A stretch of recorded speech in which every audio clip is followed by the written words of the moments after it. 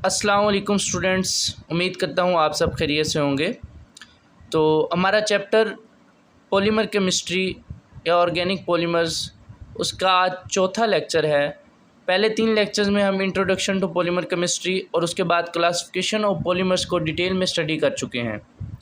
आज हम mechanism of polymerization की तरफ बढ़ते हैं। तो सबसे पहले एक कैरोथर साइंटिस्ट था 1929 में। उसने मैकेनिज़्म ऑफ पॉलीमराइजेशन की बुनियाद पर पॉलीमराइजेशन के प्रोसेस को 2 कैटेगरीज़ में डिवाइड किया और उसने उन प्रोसेसेस को नाम दिया एडिशन पॉलीमराइजेशन और कंडेंसेशन पॉलीमराइजेशन। उसने ये नाम कन्वेंशनली दिए थे। कन्वेंशनली मतलब ये है कि उसने रिएक्शंस की नेचर को देखते हुए कि एडिशन पॉलीमराइजेशन में क्योंकि मोनोमर्स ऐड होते जाते हैं उसने उसको एडिशन कह दिया, और कंडेंसेशन में क्योंकि 2 मॉलिक्यूल कंडेंस होते हैं आपस में तो उसने उसको कंडेंसेशन पॉलीमराइजेशन का नाम दे दिया। उसके बाद एच.एफ. मार्क ने 1950 में इन नेम्स को मॉडिफाई किया और उसने कहा कि एडिशन पॉलीमराइजेशन को हम chain polymerization, chain growth polymerization या चेन रिएक्शन पॉलीमराइजेशन के नाम से पुकारेंगे। अब चेन ग्रोथ पॉलीमराइजेशन उसने क्यों कहा, क्योंकि एक्चुअली एडिशन पॉलीमराइजेशन में या चेन ग्रोथ पॉलीमराइजेशन में मोनोमर्स मॉलिक्यूल एक चेन की फॉर्म में ऐड होते जाते हैं और चेन ग्रो करती जाती है। ये हम आगे डिटेल में स्टडी करेंगे इनके मैकेनिज़्म को कि किस तरह चेन ग्रोथ होती है। इसके अलावा उसने कंडेंसेशन पॉलीमराइजेशन जो है उसके भी नेम को मॉडिफाई किया और उसने कहा कि कंडेंसेशन पॉलीमराइजेशन को हम नए नाम जो हैं वो स्टेप पॉलीमराइजेशन दे सकते हैं या स्टेप ग्रोथ पॉलीमराइजेशन दे सकते हैं या स्टेप रिएक्शन पॉलीमराइजेशन दे सकते हैं या कभी कभार sometimes it is also called poly condensation reaction. अब इसे स्टेप ग्रोथ क्यों कहते हैं, क्योंकि इन कंडेंसेशन पॉलीमराइजेशन में या स्टेप ग्रोथ पॉलीमराइजेशन में पहले 2 मॉलिक्यूल्स जुड़ते हैं जिससे एक डायमर बनता है, फिर उस डायमर में एक और मोनोमर ऐड होगा, ट्राइमर बनेगा, ट्राइमर में फिर एक और मोनोमर ऐड होगा, टेट्रामर बनेगा। तो मतलब ये स्टेप बाय स्टेप एक एक मॉलिक्यूल की एडिशन होती है और चेन की ग्रोथ होती जाती है। इस वजह से हम इसे स्टेप ग्रोथ पॉलीमराइजेशन का नाम देते हैं। अब मैकेनिज़्म ऑफ पॉलीमराइजेशन को समझने से पहले एक टर्म को समझना बहुत ज़रूरी है जिसका नाम है फंक्शनैलिटी। कहता है कि to undergo polymerization a monomer needs to have at least bifunctionality, कि पॉलीमराइजेशन करने के लिए किसी भी मोनोमर के पास कम से कम बाई फंक्शनैलिटी का होना ज़रूरी है। अब अगर मैं बाई को हटा दूं तो हमारे पास सिंपल टर्म आती है फंक्शनैलिटी, कि फंक्शनैलिटी से क्या मुराद है। तो अगर हम इसकी डेफिनेशन देखें, according to IUPAC the functionality of a monomer is defined as the number of bonds that a monomer repeating unit forms in a polymer with other monomer. यानी फंक्शनैलिटी से मुराद एक पॉलीमर बनाते वक्त एक मोनोमर दूसरे monomer molecule के साथ जितने नंबर ऑफ बॉन्ड्स बनाता है हम उसे उसकी फंक्शनैलिटी कहते हैं। दूसरे अल्फाज में मैं कह सकता हूँ कि each molecule of the monomer should have the capability to react with 2 other molecules of the same और अदर कंपाउंड। कि जैसे उसने शुरू में कहा कि पॉलीमराइजेशन के लिए एक मोनोमर के पास बाई फंक्शनैलिटी का होना ज़रूरी है, और फंक्शनैलिटी से मुराद ये है कि एक मोनोमर दूसरे मोनोमर के साथ पॉलीमर बनाते वक्त कितने नंबर ऑफ बॉन्ड्स बना सकता है वो उसकी फंक्शनैलिटी होती है। तो दूसरे अल्फाज में मैं ये कह सकता हूँ कि पॉलीमराइजेशन करने के लिए एक मोनोमर को कम से कम दूसरे 2 कंपाउंड के साथ या 2 बॉन्ड बनाने की एबिलिटी का होना ज़रूरी है। मिसाल से समझाता हूँ ताकि आपको बेहतरीन समझ आएगी। इथाइलिन मालिक्यूल है, हमारे पास इथीन है जिसमें कार्बन कार्बन डबल बॉन्ड होता है। जब हम इसकी हाइड्रोजनेशन करते हैं निकल कैटलिस्ट की मौजूदगी में तो ये 2 हाइड्रोजन एटम्स के साथ जो है वो बॉन्ड बनाता है, या हम कहते हैं कि ये 2 हाइड्रोजन एटम को ऐड करता है। तो क्योंकि इसने 2 नए बॉन्ड बनाए हैं और हमने अभी पढ़ा है कि फंक्शनैलिटी से मुराद एक मोनोमर जो है वो जितने नंबर ऑफ बॉन्ड्स बना सकता है उसे हम उसकी फंक्शनैलिटी कहते हैं। तो हम इसीलिए कहते हैं कि इथीन की फंक्शनैलिटी कितनी है 2। और इसी वजह से हम इसे बाई फंक्शनल कहते हैं। इसी तरह अगर हम इथीन के अंदर क्लोरीनेशन करें इनर्ट सॉल्वेंट कार्बन टेट्राक्लोराइड की मौजूदगी में, तो हमारे पास 1,2 डाइक्लोरोइथेन या विसिनल डाइहेलाइड आता है। तो इसमें क्या हुआ, इथीन ने 2 न्यू बॉन्ड्स बनाए, तो इसीलिए इसकी फंक्शनैलिटी कितनी है 2, so it is a by functional monomer.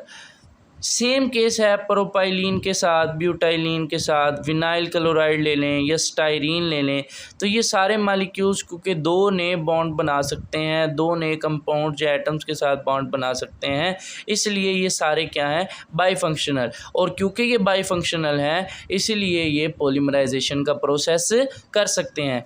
As a compare to this अगर हम जो है इथाइन की बात करें या एसिटाइलिन की, ये टेट्रा फंक्शनल होती है। क्यों? क्योंकि ये 4 एटम्स ऑफ हाइड्रोजन के साथ नए बॉन्ड बना सकती है।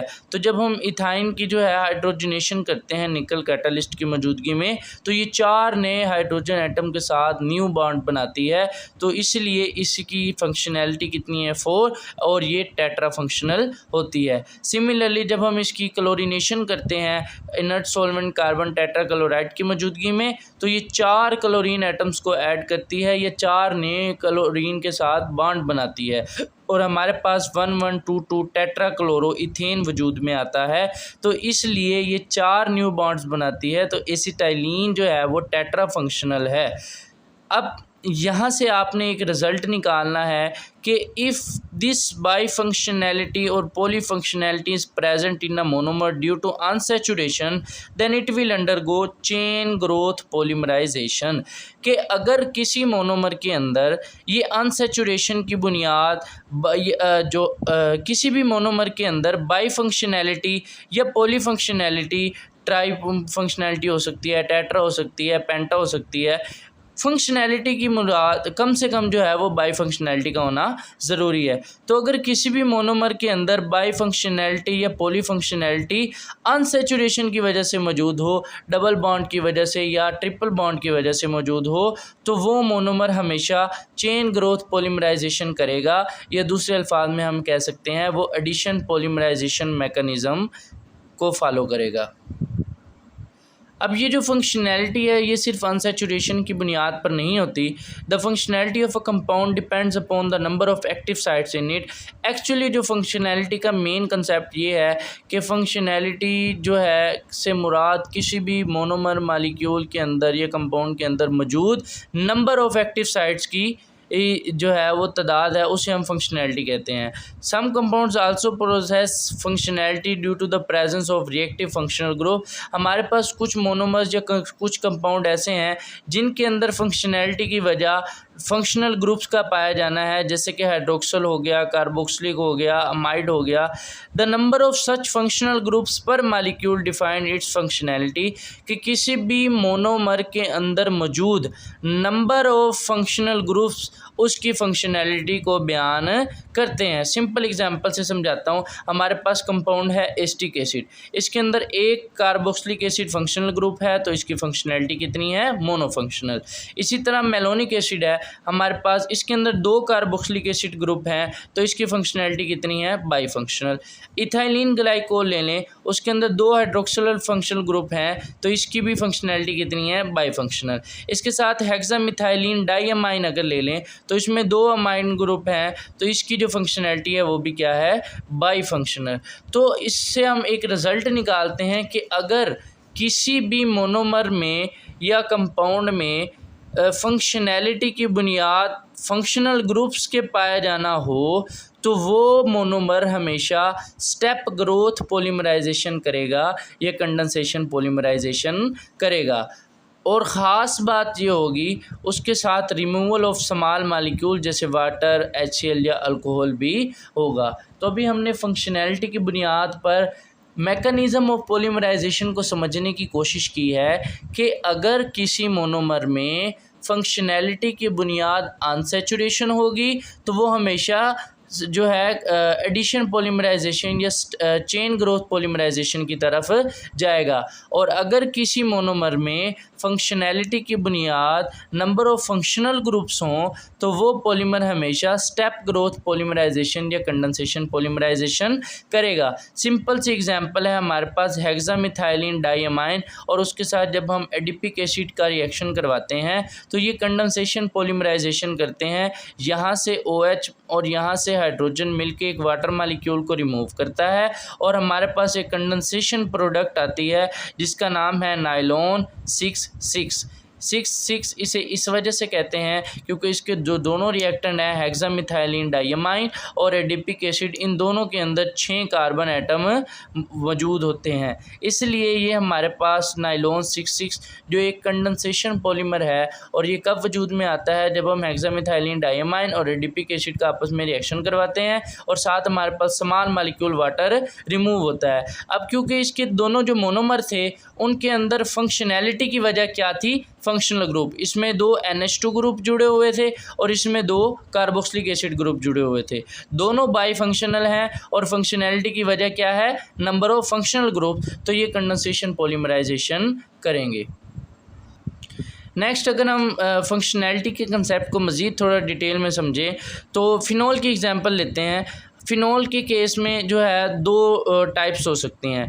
अगर तो हम उसके हाइड्रोक्सिल फंक्शनल ग्रुप की बात करते हैं तो जब हम इसका जो है रिएक्शन करवाते हैं एसाइल क्लोराइड के साथ तो ये एस्टेरिफिकेशन करता है, ठीक है। तो क्योंकि इस पूरे रिएक्शन में सिर्फ हाइड्रोक्सिल ग्रुप इन्वॉल्व होता है, एक फंक्शनल ग्रुप इन्वॉल्व होता है, तो इस OH ग्रुप की बुनियाद पर फ़िनॉल की फंक्शनैलिटी जो है वो मोनो फंक्शनैलिटी होती है। लेकिन अगर हम दूसरे केस में बात करें तो इसमें 3 रिप्लेसेबल हाइड्रोजन मौजूद होती हैं आर्थो पैरा पोजीशन पर, और जब हम इसका ब्रोमीन वाटर से रिएक्ट करवाते हैं हमारे पास 2,4,6 ट्राई ब्रोमोफिनॉल के वाइट प्रेसिपिटेट्स वजूद में आते हैं। तो इन 3 रिप्लेसेबल हाइड्रोजन की बुनियाद पर इसमें 3 एक्टिव साइट्स मौजूद होती हैं, तो इसकी फंक्शनैलिटी कितनी होती है? Try functional. तो अगर फ़िनॉल की बात करें तो उसमें 2 केसेस बन सकते हैं। हाइड्रोक्सिल फंक्शनल ग्रुप की बात करेंगे तो मोनोफंक्शनल है, और 3 रिप्लेसेबल हाइड्रोजन्स की बात करेंगे तो ये ट्राई फंक्शनल है। उसके बाद जो ये फंक्शनैलिटी टर्म है ये बनने वाले पॉलीमर के स्ट्रक्चर के बारे में भी हमें इंफॉर्मेशन देती है। बाई फंक्शनल मोनोमर जो है वो हमेशा लीनियर पॉलीमर को बनाएगा। मिसाल के तौर पर मेरे पास एक पॉलीमर मोनोमर है A और वो बाई फंक्शनल है, यानी वो 2 बॉन्ड बना सकता है, एक राइट और एक लेफ़्ट। तो उससे जो हमारे पास पॉलीमर बनेगा वो एक लीनियर पॉलीमर बनेगा क्योंकि वो सिर्फ अपने राइट और लेफ़्ट में मोनोमर्स को ऐड कर सकता है। तो बाई फंक्शनैलिटी हमेशा लीनियर पॉलीमराइजेशन का सबब बनती है। तो अगर ट्राई फंक्शनैलिटी जो है वो क्रॉस्ड लिंक पॉलीमराइजेशन को जो है वो बनाती है। मिसाल के तौर पर मेरे पास एक मोनोमर है A और वो 3 साइड हैं, उसके ऊपर एक्टिव साइड्स हैं, या वो ट्राई फंक्शनल है, 3 न्यू बॉन्ड्स बना सकता है। तो जब हम उसको A के डिफरेंट मोनोमर्स को आपस में ट्रीट करेंगे तो हमारे पास जो पॉलीमर बनेगा वो क्रॉस्ड लिंक पॉलीमर बनेगा। तो फंक्शनैलिटी हमें ये भी बताती है कि अगर मोनोमर बाई फंक्शनल होगा तो वो लीनियर पॉलीमर बनाएगा, और अगर मोनोमर ट्राई फंक्शनल है तो वो क्रॉस्ड लिंक पॉलीमर बनाएगा। अब आखिर में एक छोटा सा सवाल जो है कि हम मोनोफंक्शनैलिटी को बुनियाद बनाकर पॉलीमराइजेशन क्यों नहीं कर सकते। मिसाल इसकी एक एग्जांपल से समझाता हूँ। मिसाल के तौर पर हमारे पास एक अल्कोहल है एथानॉल, इसमें एक फंक्शनल ग्रुप है OH जिसकी वजह से ये मोनोफंक्शनल है, और एक हमारे पास एसिड है एसिटिक एसिड जिसके अंदर एक कार्बोक्सिलिक एसिड है, ये भी क्या है? मोनोफंक्शनल।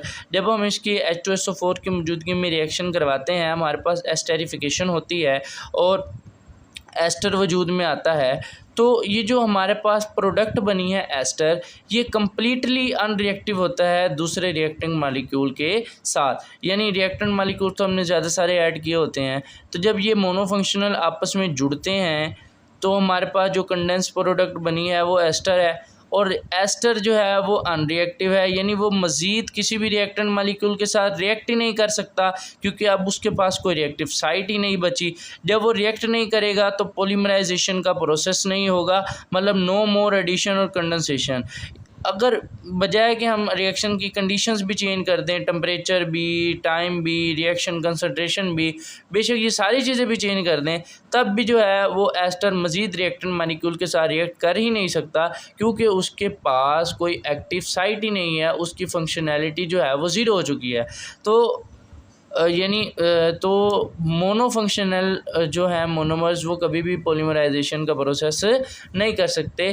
पॉलीमराइजेशन के लिए बाई फंक्शनैलिटी का होना ज़रूरी है। जब भी किसी मॉलिक्यूल के अंदर दो फंक्शनल ग्रुप्स होंगे या दो एक्टिव साइट्स होंगी, तो वो जब दूसरे मोनोमर के साथ अटैक करेगा या जुड़ेगा, तो उनके अंदर कम से कम एक रिएक्टिव साइट बाकी लाजमी रह जाती है, जिससे वो नए मोनोमर के साथ जुड़ सकता है। तो इसलिए पॉलीमराइजेशन के लिए कम से कम जो है बाई फंक्शनैलिटी का होना ज़रूरी है।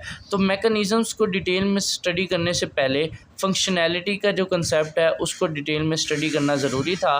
तो फंक्शनैलिटी हमें ये बताती है कि either a monomer will undergo chain growth polymerization और स्टेप ग्रोथ पॉलीमराइजेशन। उसके बाद फंक्शनैलिटी हमें ये भी बताती है कि एक पॉलीमर का स्ट्रक्चर किस तरीके का होगा। अगर वो बाई फंक्शनल है मोनोमर तो वो लीनियर पॉलीमर बनाएगा, और अगर वो ट्राई फंक्शनल मोनोमर है तो वो क्रॉस लिंक पॉलीमर बनाएगा। उसके बाद हमने ये पढ़ा कि फंक्शनैलिटी जो है वो बाई फंक्शनैलिटी का होना पॉलीमराइजेशन के लिए क्यों ज़रूरी है। तो अगर इसमें आपको कोई भी बात समझ ना आई हो तो आप कमेंट सेक्शन में पूछ सकते हैं। वीडियो को अगर पसंद आई हो तो लाइक ज़रूर करें, चैनल को सब्सक्राइब करके बेल आइकन पर ज़रूर क्लिक करें, ताकि अपलोड होने वाली नेक्स्ट वीडियो का आपको तक नोटिफिकेशन पहुंच सके। शुक्रिया।